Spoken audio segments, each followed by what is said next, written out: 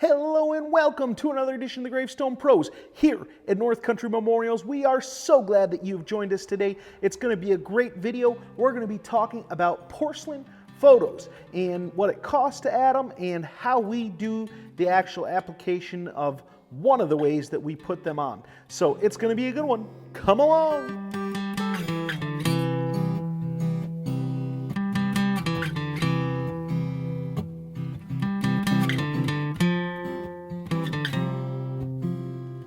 So today we're going to be putting on a porcelain photo, and when I say we, I do mean my dad. He's going to be the one walking you through the process of putting this one here onto this stone. This one here is made with steel and then wrapped with ceramic, and that way it can go onto this rough surface without any issue. Normally when we're putting them on a polished surface, so if it was going on like this surface here, then we would do it a little bit differently.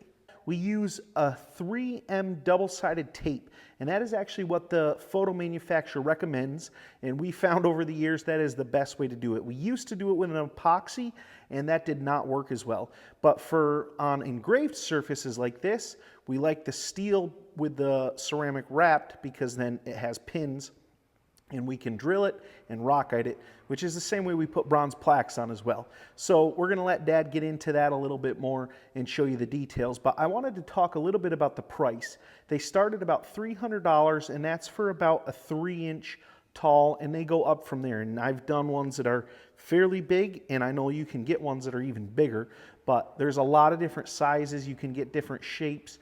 You can get ones with bronze cover over them. There's a lot of different things you can do, but I like to keep it simple, especially when we're working with something that we're adding on. I don't want to get too elaborate with it. I don't want something that's going to fail down the road. So I like the two basic applications that we use. We use the pinned ones on the rough surface, and we use the 3M tape on the smooth surface, and both seem to work very, very well. Anyways, we're going to let Dad take over from here and kind of take you through the process of putting this one on. So this is the photograph that's going on. This is metal backed, and it has studs in it.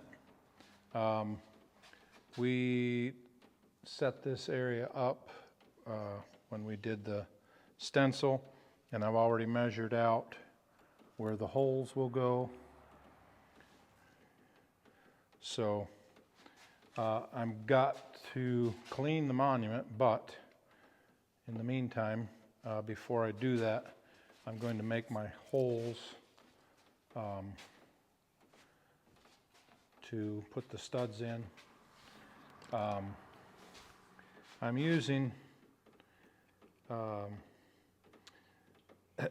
using a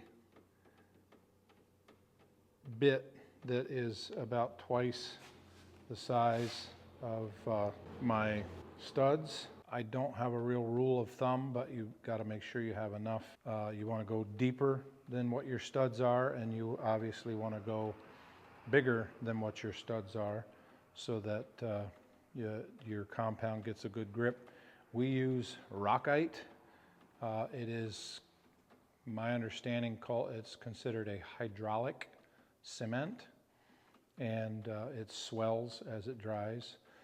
So one little hack that I use when I'm doing these in order to get the correct depth is I'll just put a piece of tape on where I want to go, and then once the bit gets to that depth, then I'm good to go. I know I'm deep enough.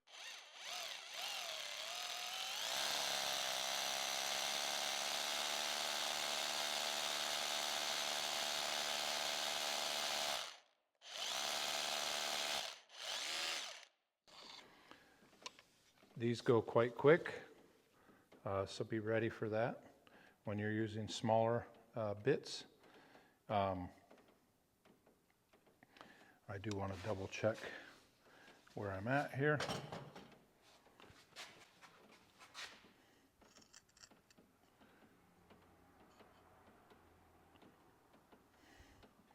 So that's going to look good. That's going to fit well.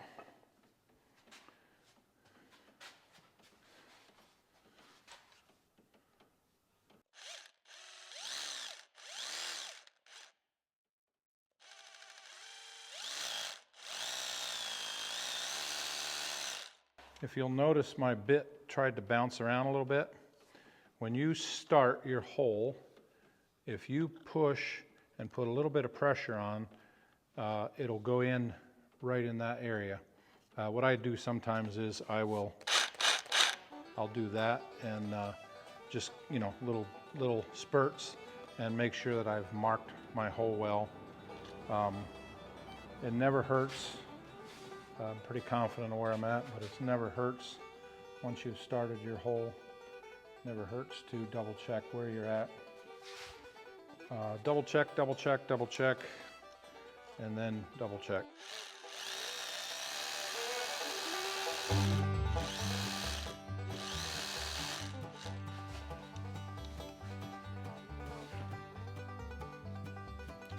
So we'll see where I'm at. Obviously there'll be adjustment, and I will do this laying down. I don't do it standing up. Just no wisdom in that. Yeah, that should be self-explanatory, I think.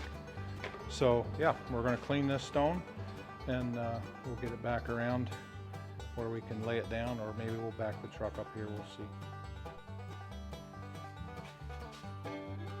So I'm peeling off the rubber.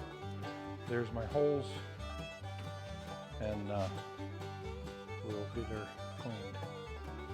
Mineral spirits is what we use to break down our glue. Christian's done a whole video of that. He says I should watch his video so that I can learn how to do this. I use a lot more mineral spirits than what he does, so I probably should watch his video, save myself some money. So letting the mineral spirits sit until you see it start to break down. If you look here, you can see it's smearing, it's coming off with my finger.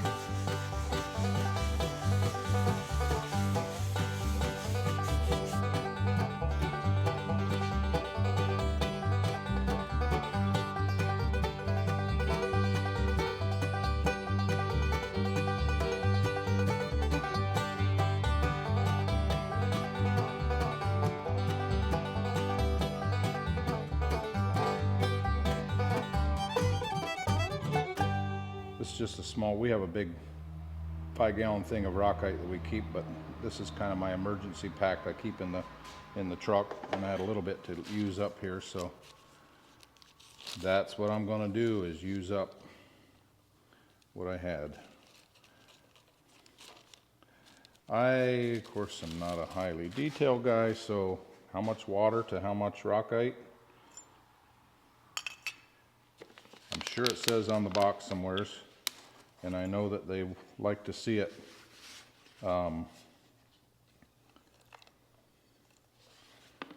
they like to see it kind of like peanut butter consistency.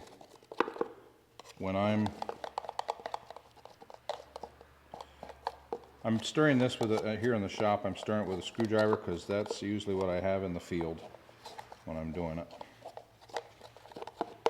I have learned go with way less water than you think to start with, and then be very sparing as you go.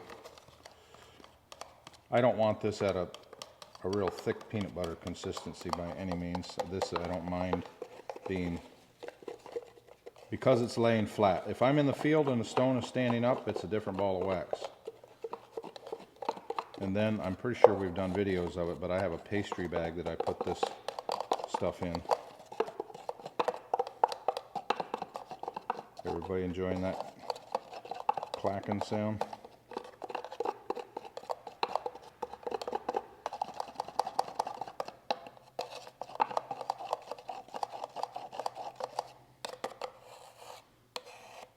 Simple as that.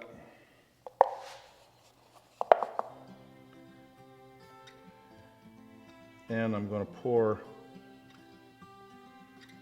about 3/4 into my holes. because they're going to fill up. Whoops, didn't on that one. That went quicker than I thought. With this, I'm going to put it in and make sure that my threads are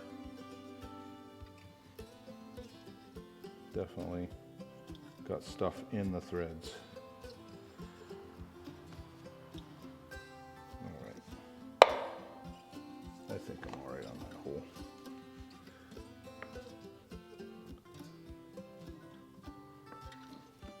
That's the hand from heaven that came out of nowheres.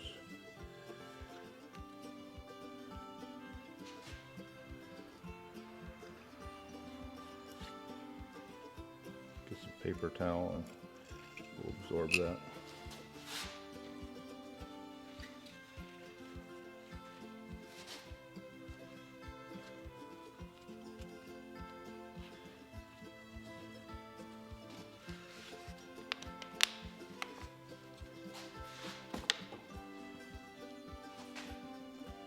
And that should do it. Mr. James.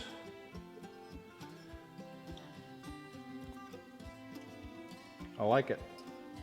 Thank you guys for joining us. We really appreciate it. Hopefully you enjoyed this video. Hopefully it was educational and entertaining. That is always our goal. This month, guys, has been crazy. We are up to 1,500 subscribers. And at the beginning of last month, we were only at not quite 1,000. So we've grown by like 50% just in this last month alone. So thank you guys. Appreciate all the new subscribers. It's going to be a great journey. So tune in. We'll see you next time.